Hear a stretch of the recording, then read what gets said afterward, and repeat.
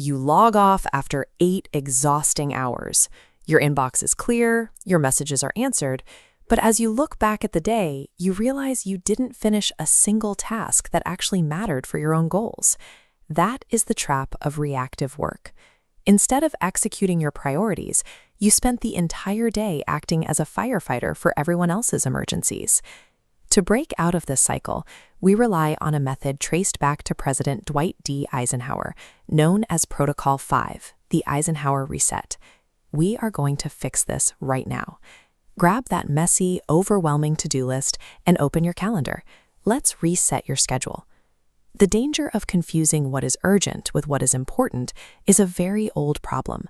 We can see it clearly in the Apaṇṇaka Jātaka, a tale from ancient Indian tradition about 2 merchants crossing a haunted, waterless desert. The first merchant, tempted by demons disguised as travelers who promise an oasis just ahead, feels a sudden, pressing need to lighten his load. He orders his men to pour out their water to travel faster. The second, wise merchant, faces the same temptation, but he ignores the immediate promise of speed and protects his heavy water supply, understanding that survival, not speed, is his ultimate goal. In the modern office, those flashing notifications and sudden, quick favors are digital mirages. They demand immediate action, but they rarely lead to meaningful results. Just because a task is loudly demanding your attention right now does not mean it drives your long-term impact. Look at your to-do list. Now, take a blank piece of paper and draw a simple cross to create 4 distinct zones. We are going to categorize your daily chaos. The top left is Quadrant 1, your Do First zone. This space is reserved exclusively for actual crises and critical deadlines. These tasks are both urgent and important. The top right is Quadrant 2, the Schedule zone. This is where tasks that are important but not urgent live. Strategic planning, market analysis, and skill building go here. The bottom left is Quadrant 3, the Pushback zone. These items are urgent but not important to your goals. Think of meaningless pings and other people's emergencies. Finally, the bottom right is Quadrant 4, the Delete zone. These are pure time wasters and busy work. Cross them off your list right now. Filtering your tasks through this specific matrix strips away the illusion that everything on your list deserves equal energy. Now, focus entirely on your Quadrant 2 list. Look at those important non-urgent items and select just one high-impact task. Next, bring up your digital calendar and turn to tomorrow morning.